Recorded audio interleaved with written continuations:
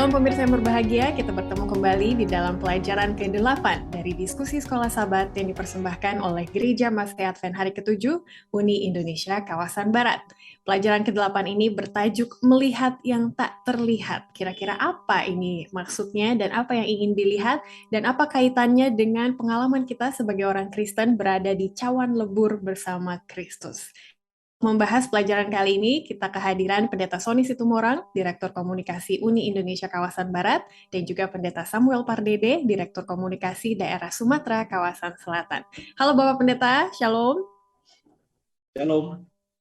Terima kasih sudah berada di episode ke-8 dari pembahasan Sekolah Sabat kita di kuartal ke-3 tahun 2022 ini.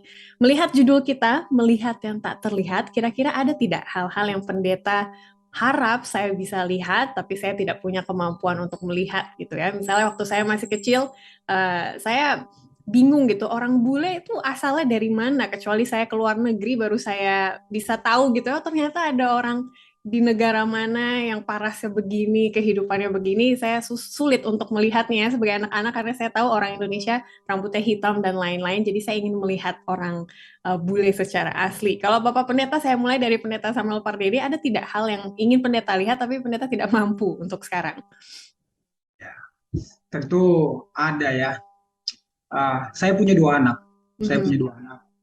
Uh, saya mengharapkan anak saya ini seperti apa gitu. Tapi saya belum bisa lihat sekarang. Tapi saya sedang bersendir supaya seperti inilah nanti. Oh, menarik sekali ya. Jadi biar penasaran Pendeta. Kalau bisa dilihat sekarang nanti merawat anaknya kurang seru mungkin seperti itu ya. Terima kasih untuk jawabannya. Pendeta Sony mau melihat apa tapi tidak bisa. Sebenarnya kan sekarang saya banyak teman. Mungkin teman-teman pendeta ataupun yang bukan pendeta, teman-teman teman-teman sekolah dulu kuliah. Kadang-kala ketika sesuatu saya pengen tahu apa sih di hati mereka ini sebenarnya kalau apa ini mereka apa yang di kepala mereka ini.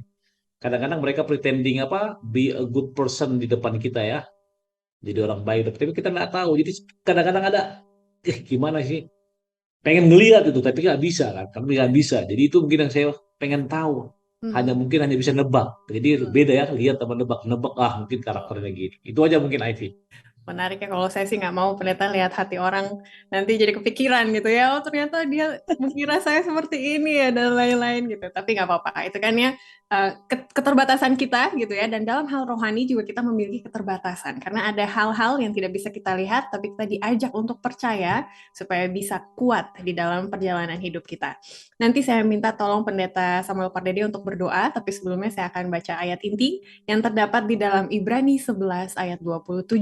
Dengan iman, ia meninggalkan Mesir, di sini adalah Musa ya, tidak takut akan murka raja, karena ia bertekun seperti melihat dia yang tidak terlihat. Silakan Pendeta Pardede. Kita bersatu dalam doa. Terima kasih Bapa di sorga, kesempatan yang indah Tuhan berikan bagi kami untuk bersama-sama berdiskusi sekolah sabat, khususnya pada pelajaran 8 ini. Kami rindu Tuhan hadir, sehingga diskusi pada saat ini dapat menjadi berkat bagi kami, bahkan bagi semua pemirsa. Biarlah Bapak Engkau pimpin acara diskusi kami. Ampuni kami dari salah dosa pelanggaran kami, dalam nama Yesus kami telah berdoa. Amin. Amin. Terima kasih Pendeta. Dan para pemirsa, mari kita mulai diskusi kita. Seperti biasa, diskusi ini bukan hanya akan memantapkan iman dari para pemirsa secara individu, tapi kami harapkan akan dilanjutkan ke kelompok diskusi masing-masing di jemaat supaya lebih hidup lagi dan lebih banyak pelajaran yang menguatkan dan relevan bagi kehidupan kita di zaman ini, di akhir zaman menunggu kedatangan Yesus yang kedua kali. Sebelum kita masuk, pelajaran minggu lalu adalah mengenai pengharapan.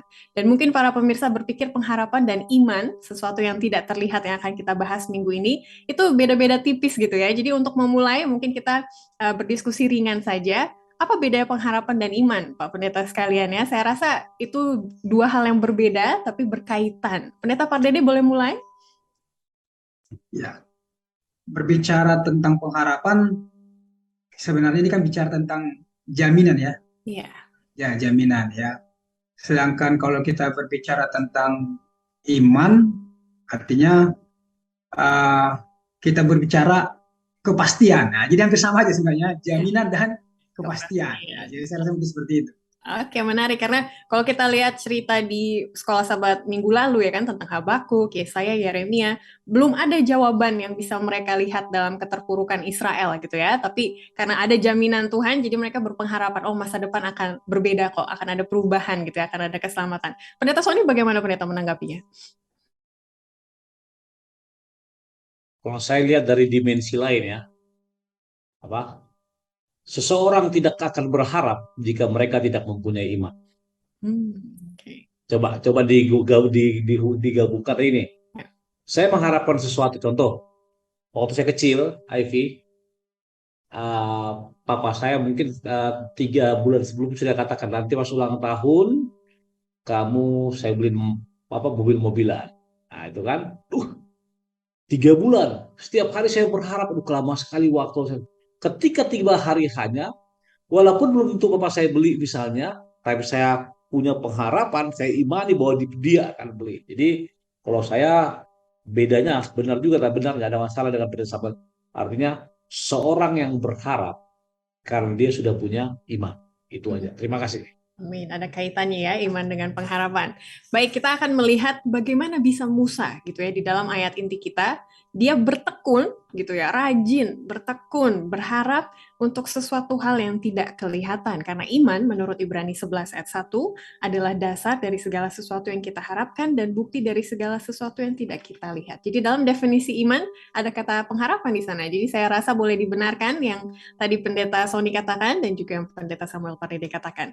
Kita akan melihat 4 hal yang bisa membangun iman kita gitu ya. Jadi dari hari ke hari kita akan melihat apa sih faktor-faktor yang bisa membantu kita untuk memiliki iman yang kuat. Dan faktor pertama di hari Minggu judulnya adalah kelimpahan Bapa kita. Kita diajak untuk melihat bahwa Bapa itu baik dan kebaikannya bisa kita rasakan dan itu ada pengaruhnya kepada iman kita. Tapi gitu ya, sebagai manusia kita banyak meragukan kebaikan Allah dan di sini ada 2 alasan yang disebutkan. Pendeta Soli Situmorang boleh masuk ke dalam alasan ini bagaimana memang benar gitu ya. Kita banyak beralasan dan meragukan dan apa um, efeknya terhadap iman kita ketika kita meragukan kebaikan Allah. Silakan Pendeta Sony. Baik, terima kasih.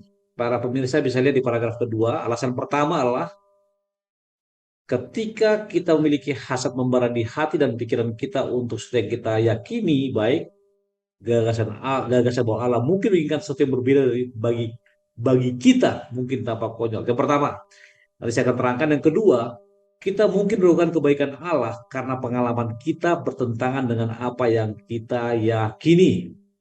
Jika sesuatu terlihat bagus, atau terasa bagus, atau terdengar bagus, atau rasanya enak, maka itu pasti bagus. Jadi kita marah kepada Allah ketika kita tidak bisa memilikinya.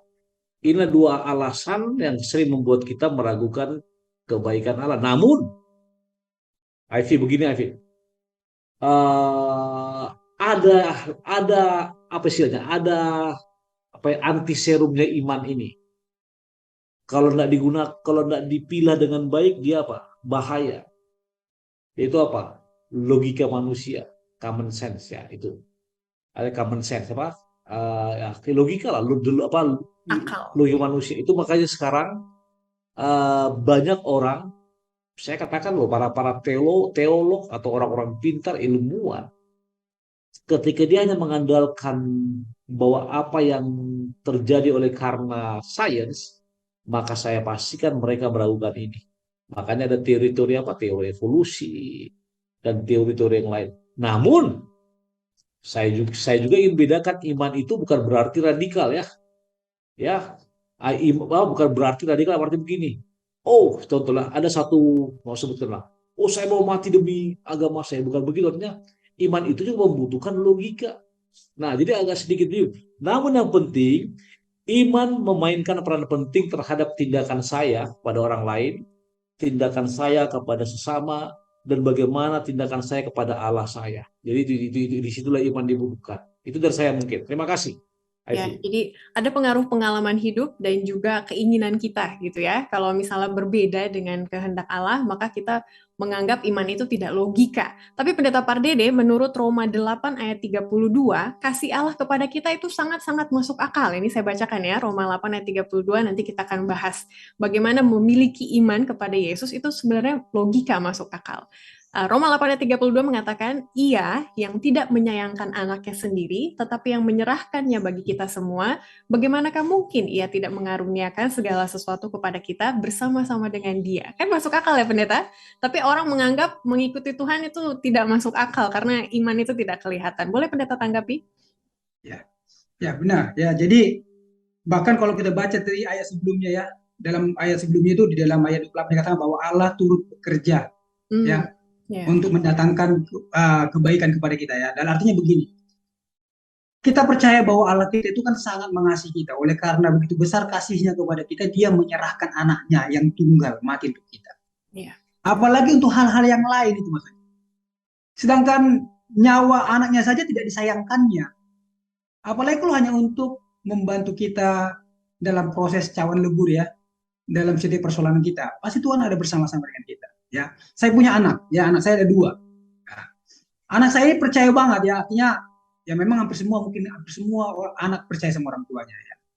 Artinya dia yakin banget kalau ada dia aman deh. Ya, ya kemarin kebetulan anak saya kelas 2 SMP, dia dipilih menjadi ketua OSIS. Lalu kemudian gurunya bilang begini, oke ini mau ada 17 Agustusan. Mau ada 17 Agustusan kita akan ada pertandingan.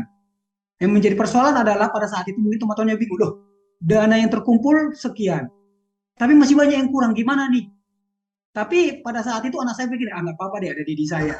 Jadi dia pikir ada Dedi saya kok. Ya. Dan memang dia apa dia kasih tahu persoalannya sama saya dan memang saya kasih solusi ya. Jadi dia percaya kalau ada Dedi aman deh. Jadi dia nggak perlu nggak khawatir akan segala sesuatu kalau saya ada sama-sama dengan dia. Apalagi Allah kita itu saya. Saya kan manusia terbatas. Allah kita adalah yang tidak terbatas. Dia sudah memberikan anaknya, apalagi hal-hal yang lain pasti dia berikan kepada kita. Makanya dikatakan dia adalah Allah yang berkelimpahan ya. Kelimpahan Bapak kita itu sungguh luar biasa. Jadi nggak perlu khawatir, nggak perlu ragu sama dia. Ya, saya rasa itu IP. Amin. Terima kasih pendeta. Memang ayah kita di mata kita seperti superhero gitu ya. Padahal ketika kita menjadi ayah gitu pengalaman, aduh saya banyak gak bisanya gitu ya. Tapi anak saya percaya banget sama saya. Nah ini yang mengantar saya kepada pertanyaan hari Jumat nomor 4 pendeta Sony Situmorang.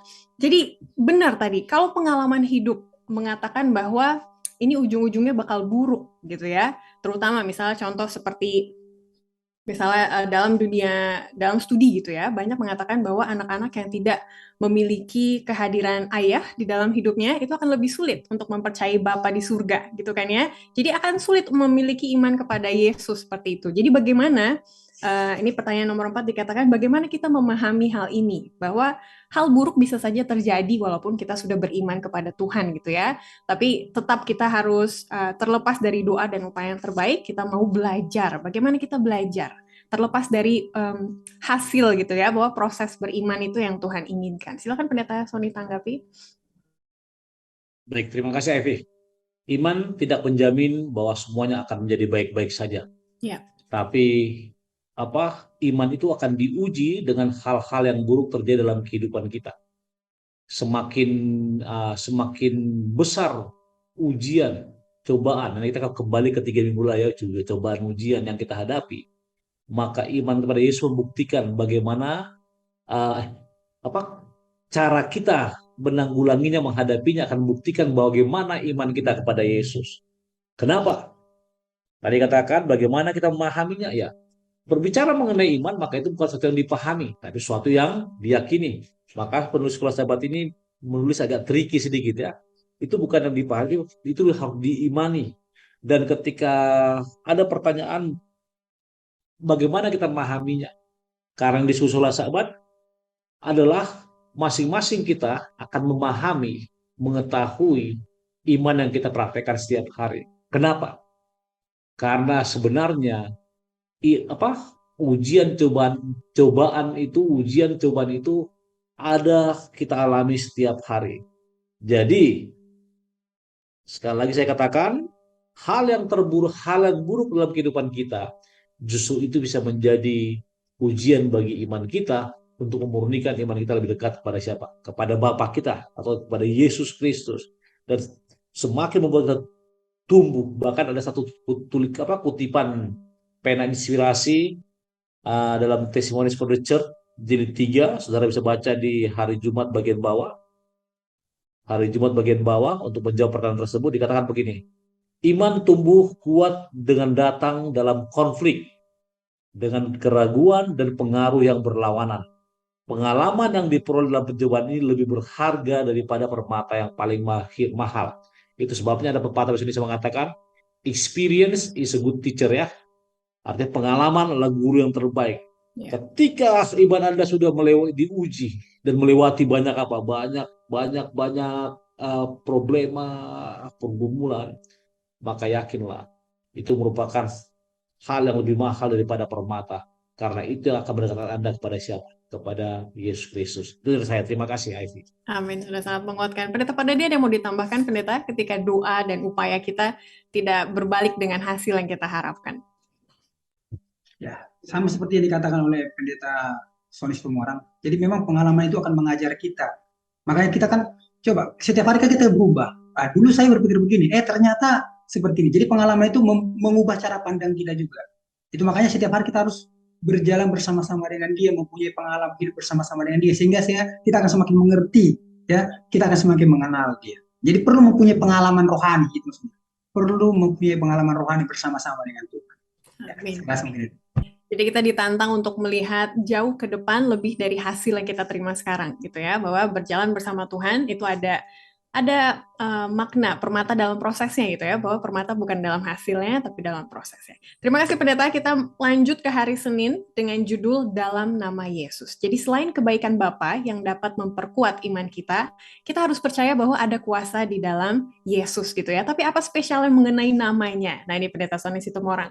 Kadang dalam nama Yesus jadi di abuse gitu ya, dipersalahgunakan gitu ya. Pokoknya kalau saya udah bilang dalam nama Yesus pasti terjadi dan lain-lain. Tapi memang apakah ada kuasa dalam nama Yesus? Bila ditanya apakah ada kuasa dalam nama Yesus? Ya. Yesus sendirilah Pak. Yang merupakan representasi Allah di dunia ini, dan dalam dirinya ada kuasa.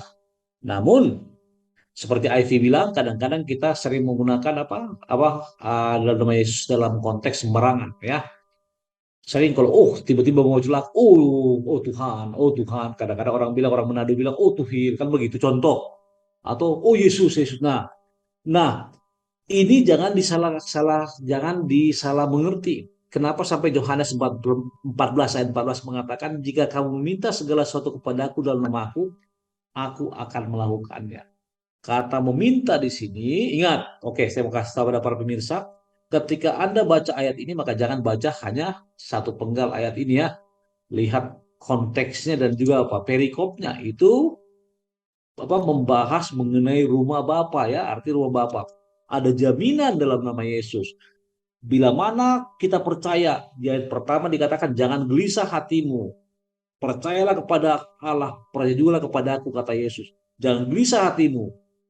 Banyak tempat tinggal di rumah. Bahkan dikatakan jangan gelisah hatimu karena aku pergi ke sana menyediakan tempat bagimu. Artinya dalam nama Yesus itu ada kuasa.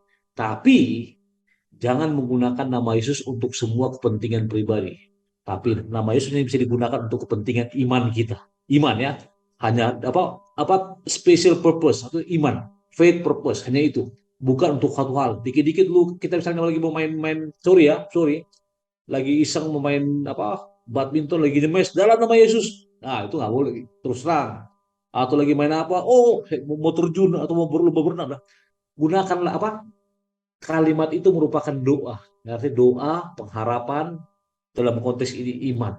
Jadi untuk domain iman, saya bisa katakan domain iman, yakinlah gunakan namanya itu. Terima kasih Ivy. Terima kasih Pendeta sudah menguatkan ya dan membawa kita ke dalam konteks bahwa ketika Yesus menyatakan janji tersebut itu merupakan suatu penghiburan gitu ya bagi umat-umatnya, terutama muridnya, karena sesaat lagi dia tidak akan ada di dunia gitu ya. Jadi walaupun secara fisik saya tidak ada, tapi ketika kamu berdoa dalam namaku, kuasanya tetap sama, seperti itu ya. Nah, pertanyaan berikutnya Pendeta Pardede, bagaimana sih mekanismenya gitu ya? Kalau kita berdoa sesuatu dalam nama Yesus, apa yang bekerja di alam semesta ini gitu ya? Kenapa spesial sekali dalam nama Yesus itu, terutama di kalimat terakhir ya, bahwa menggunakan dalam nama Yesus itu bukan sesuatu yang dramatis gitu, yang lalu terjadi secara tiba-tiba kayak sulap seperti itu ya. Jadi cara kerjanya ketika kita menggunakan dalam nama Yesus itu seperti apa, Pendeta? Baik, terima kasih Ivy ya. Jadi memang kalau kita kaitkan ini dalam nama Yesus dengan melihat yang tak terlihat ya, justru sama seperti yang Ivy katakan tadi. Ketika kita katakan di dalam nama Yesus, artinya kita sedang mengimani, meyakini bahwa Allah sedang mengerahkan seluruh mesin sorga, ya, mengerahkan seluruh mesin sorga untuk kepentingan kita, ya, demi kepentingan kita. Dia kerahkan seluruhnya, seluruh tentara sorga untuk membantu melayani kita. Bahkan, ya, ini pengalaman sehari-hari contohnya, ya, pengalaman sehari-hari. Ini kita berbicara, kita bandingkan nanti kuasa Allah dengan kuasa manusia ya. Sedangkan dalam hal nama manusia aja kadang-kadang bisa bermanfaat. Ya, contoh nih, saya punya anak pernah dioperasi di sebuah rumah sakit. Lalu saya bilang, saya ini pendeta dokter ini loh. Saya katakan, begitu saya katakan bahwa saya adalah pendetanya dokter ini, seluruh ya mau perawat mau siapa bergerak cepat melayani memberikan terbaik dan anak saya dioperasi aman. Maksud saya adalah ada juga kuasa dalam itu baru nama seorang dokter. Apalagi kalau nama Allah kita yang kita sebut dalam nama Yesus, maka seluruh segenap sorga akan melakukan segala sesuatu untuk kita. Ya. Jadi itu mekanismenya. Itu makanya karena kita katakan kita berdoa dalam nama Yesus, ngapa kita khawatir? Karena segenap sorga akan dicurahkan untuk melayani dan membantu kita. Ya, saya rasa itu Kak Ivy. Terima kasih. Jadi ingat lagunya Iwan Fals ya, panggil aku Bento gitu, nanti datang dia katanya. Jadi apalagi Yesus gitu, pasti lebih berkuasa. Itu sangat powerful dan itulah inti dari pelajaran kita minggu ini, apa faktor-faktor yang bisa memperkuat iman kita. Dan salah satunya adalah percaya bahwa ada kuasa di dalam nama Yesus. Kita lanjut ke hari Selasa dengan judul Kuasa Kebangkitan. Nah, ini satu konsep yang tidak mudah untuk dimengerti ya, Pendeta Sony Situmorang, karena setahu kita yang namanya ketika manusia mati, ya pasti tidak dapat dibangkitkan lagi kecuali ada kuasa yang lebih besar untuk membangkitkan. Jadi, apa spesialnya kita mengingat bahwa Yesus atau Allah mampu membangkitkan seseorang dari kematian? Silakan Pendeta. Baik, saya senang membaca pertama, hari Selasa, kebangkitan membahas masalah ketidakberdayaan manusia. Benar.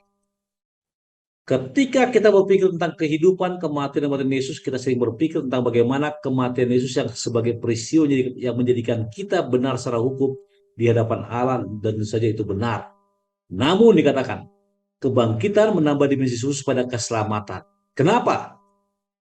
Jawabannya di bawahnya. Kenapa? Kebangkitan Yesus bermakna bukan hanya karena itu menunjukkan kepada kita bahwa suatu hari kita akan bangkitkan, namun yang paling penting itu menunjukkan apa? Otoritas Allah. Otoritas Allah. Bahkan di dalam konteks ini katakan kebangkitan menempatkan Yesus di sebelah kanan Bapa dalam posisi kekuasaan dan otoritas. Kuasa kebangkitan inilah kuasa yang sama yang Allah sediakan bagi kita. Kenapa? Karena kuasa kebangkitan itu hanya berasal dari mana, Ivy? Dari Allah. Tidak dari mana-mana. Sehingga kuasa kebangkitan itu sangat bermakna dalam apa? Dalam kehidupan kita yang berbicara dalam konteks iman. Saya tanya Pastor Sam sama Ivy. Selain Allah atau Yesus, siapa yang bisa bangkitkan kita ketika kita nanti mati? Tidak ada. Nggak ada. Para pemirsa mungkin. Nah, sekarang ini lagi rame ya, lagi rame apa? Pertentangan para ahli nujum, perdukunan, semuanya. Mereka semua lagi mau nyerang siapa? Si pesulap merah. Ya masih ingat ya, pesulap merah. Kalau saudara lagi ngetren sekarang ini. Nah, hanya manusia aja sudah begini. Anda bisa bayangkan bagaimana Yesus ketika dia dibangkit. Banyak orang yang tidak percaya, banyak orang yang menentang. Tapi kebangkitan di sini karena bukan hanya untuk keselamatan kita, Tapi kebangkitan menunjukkan bagaimana otoritas dan kuasa Allah yang melingkupi seluruh dunia ini. Itu dari saya. Terima kasih, Ivy.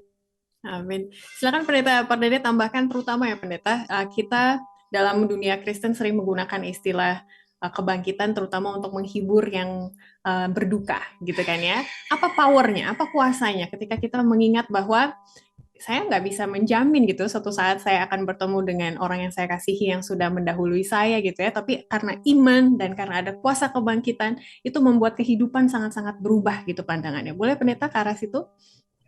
Ya, terima kasih. Tentu kita ingat itu apa? Sebuah lagu. Because he live ya. Karena dia hidup, ada hari esok. Sebab dia hidup, ya artinya Yesus Kristus sudah bangkit. Sudah mati di kayu salib. Dia sudah mengalahkan apa? Mengalahkan maut. Jadi ini menjadi satu jaminan bagi kita. Menjadi satu jaminan. Karena memang secara manusiawi kan kadang-kadang kita berpikir, mungkin nggak ya? Kan gitu kan? Atau mampu nggak ya Allah saya menolong saya? Mungkin nggak. Tapi sudah kenyataannya bahwa maut pun sudah dikalahkan. Ya, jadi kita bersyukur ya, kubur kosong membuktikan dia hidup. Sebab dia hidup, ya ada hari esok. Ya, hari esok kan kita nggak tahu apa yang akan terjadi hari esok. Ya, bahkan seperti yang Ivy katakan, ya karena kan saya juga kebetulan ayah saya sudah meninggal. Tapi saya percaya oleh karena Yesus sudah bangkit, ya saya punya keyakinan saya akan bertemu kembali dengan ayah saya pada hari kebangkitan. Ya, jadi saya rasa itu mungkin sedikit Ivy.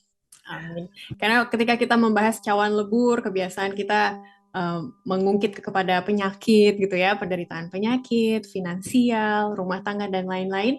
Tapi kadang kematian juga bisa menjadi cawan lebur bagi beberapa individu ya, karena berat sekali untuk dijalani dan itu bisa melemahkan iman. Tapi kuasa kebangkitan merupakan satu faktor untuk memperkuat iman kita di dalam Yesus. Terima kasih Pendeta. Kita lanjut ke hari Rabu dengan judul belas untuk membawa semua kekhawatiran kita. Jadi di sini kita akan berfokus kepada bagaimana belas kasihan Tuhan yang kita lihat dari firman Allah dan juga pengalaman hidup itu merupakan faktor lainnya untuk memperkuat iman kita.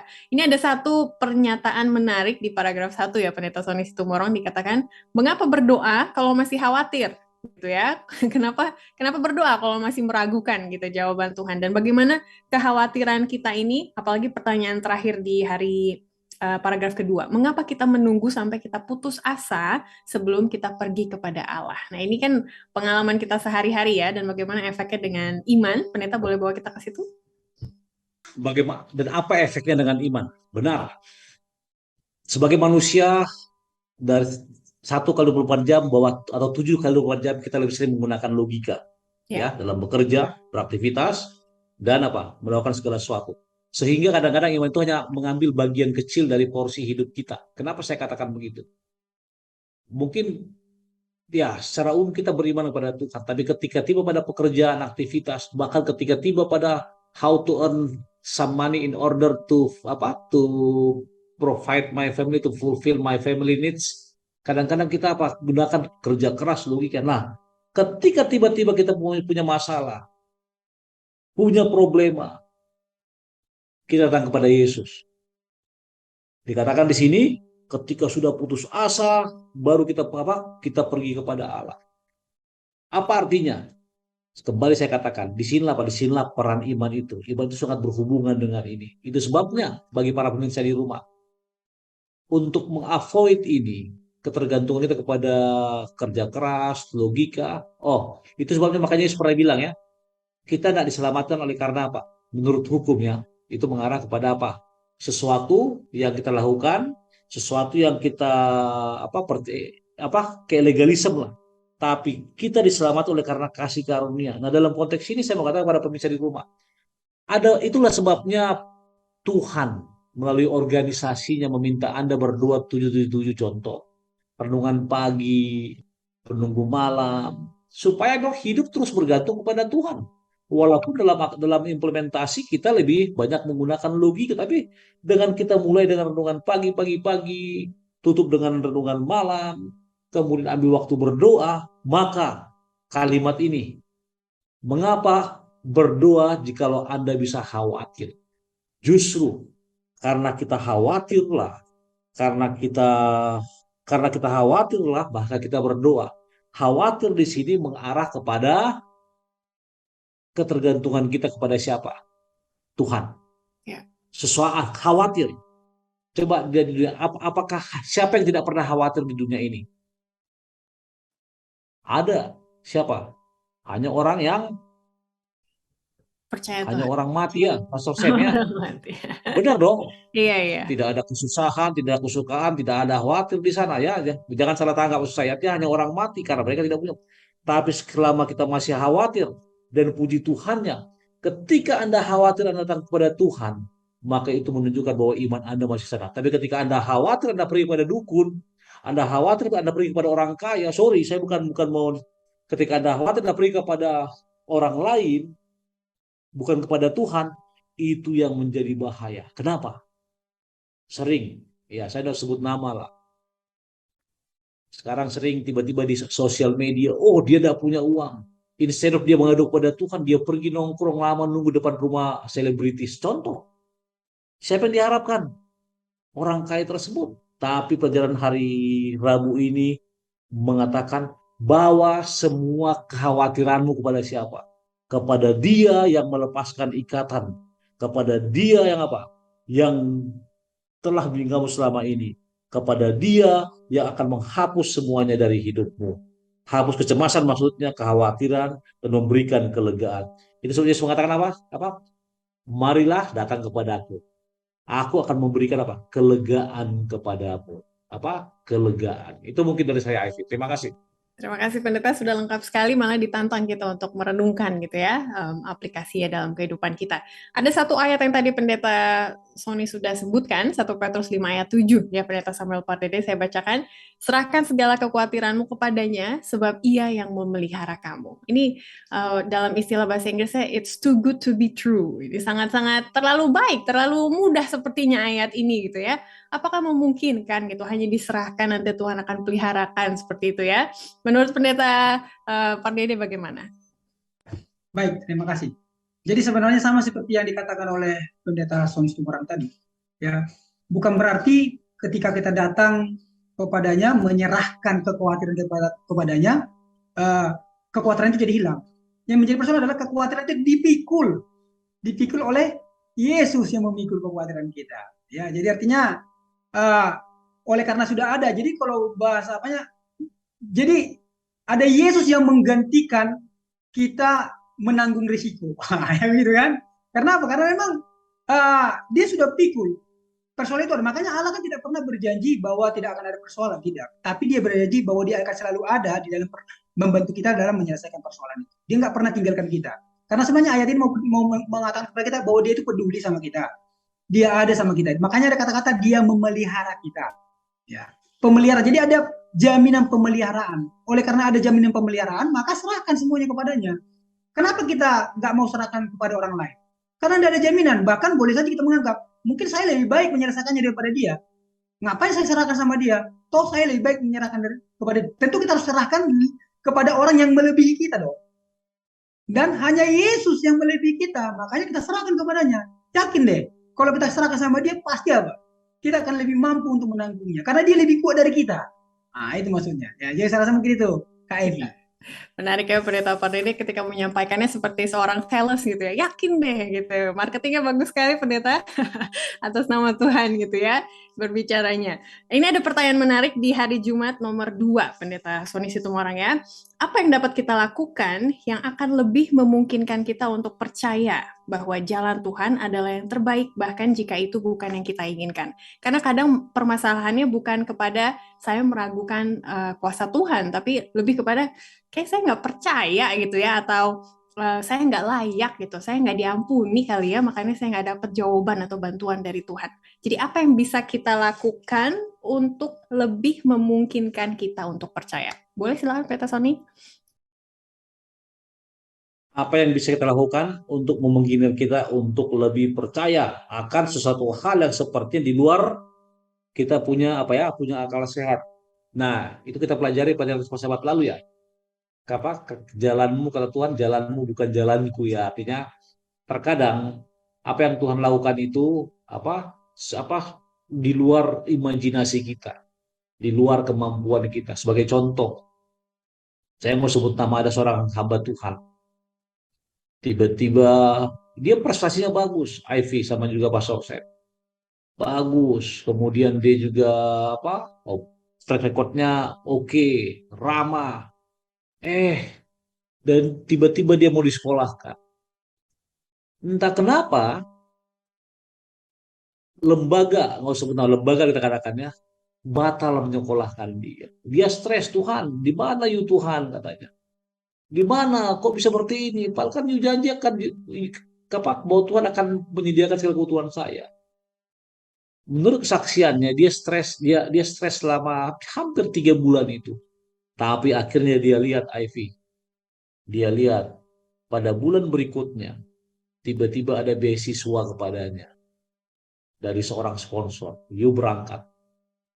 Instead of yang tadi dia hanya dibayar gaji pokok, dia diberangkatkan oleh orang ini dan juga dibayar gaji full dan uang sekolah semua di cover. Nah, pertanyaan saya, ketika uh, orang ini mengalami hal tersebut, ketika kepergiannya dibatalkan, apakah dia akan tahu akan ada sponsor di belakang hari setelah 3 bulan? Tidak ada. Dia harus stres dulu, dia harus apa dulu. Namun, menurut kesaksian istrinya, dia berdoa, berdoa dan berdoa terus. Sudah Tuhan, kalau memang kami tidak bisa sekolah, ya nggak apa-apa lah. Tolong doakan suamiku. Nah, yang saya mau katakan dengan pertanyaan yang kedua tadi, seberapa sering kita menemukan diri kita dalam situasi ini dan apa kita dapat lakukan untuk percaya bahwa jalan Tuhan adalah jalan yang terbaik. Benar,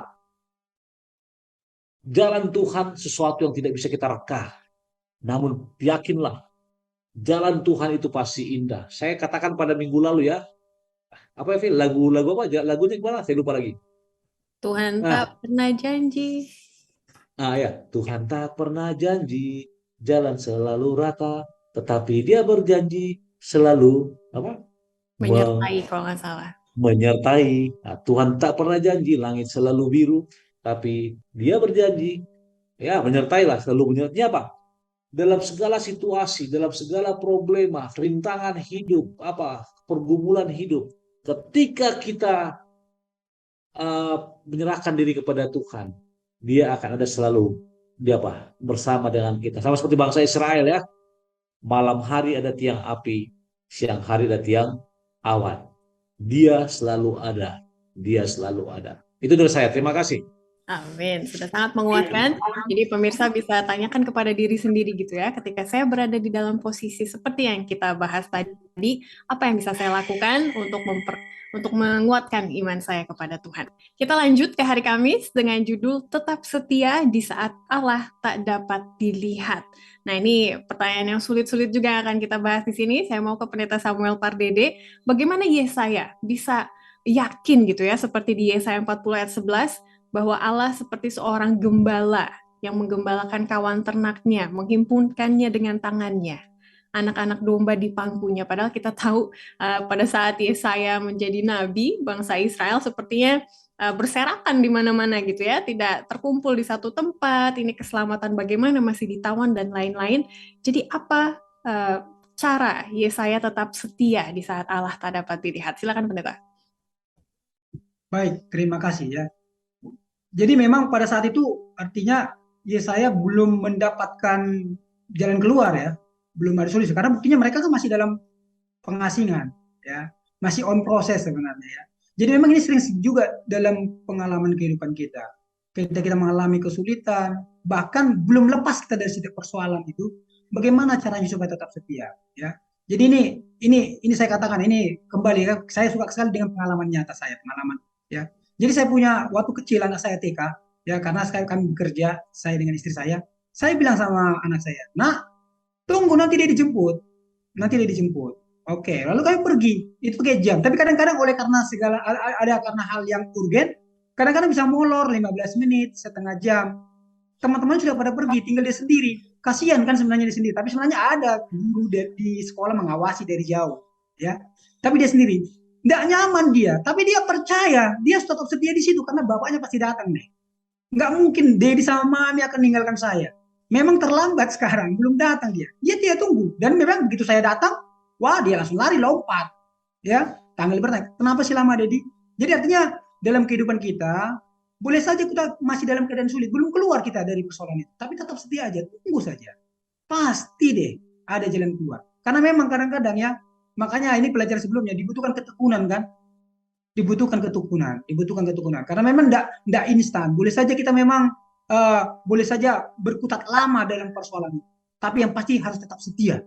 Sama seperti apa yang dikatakan ya kitab Yesaya tadi. Karena digambarkan bahwa dia sama seperti apa katanya, sama seperti gembala yang memangku apa domba, sayang banget dia itu sayang banget sama kita. Ya, dia itu sayang banget sama kita. Makanya kita harus tetap apa? Tetap setia ya, walaupun kita mungkin belum keluar dari persoalan yang kita hadapi. Terima kasih.